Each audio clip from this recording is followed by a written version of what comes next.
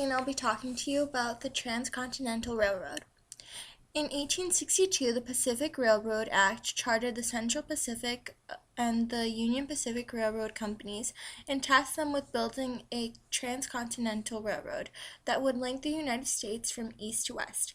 It was a 1,907-mile continuous railroad line constructed between 1863 and 1869 across the western United States to connect the Pacific coast at San Francisco Bay with the existing eastern U.S. rail network at Council Bluffs, Iowa on the Missouri River.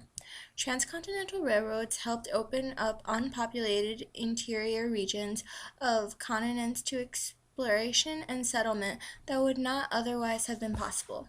In many cases, they have also formed the backbones of cross-country passenger and freight transportation networks. Before the building of the Transcontinental Railroad, it cost nearly $1,000 to travel across the country. After the railroad was completed, the price dropped to $150.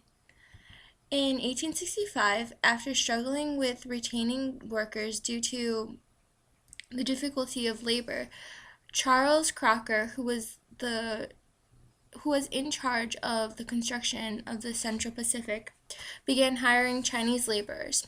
By that time, some 50,000 Chinese immigrants were living on the West Coast, many having arrived during the gold rush.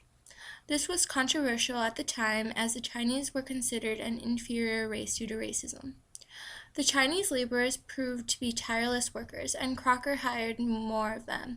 Some 14,000 were toiling under brutal working conditions at the Sierra Nevada by early 1867. Visible remains of the historic line are still easily located. Hundreds of miles are still in service today, especially through the Sierra Nevada mountains and canyons in Utah and Wyoming. While the original rail has long since been replaced because of age and wear, and roadbed upgraded and repaired, the lines generally run on top of the original, handmade grade.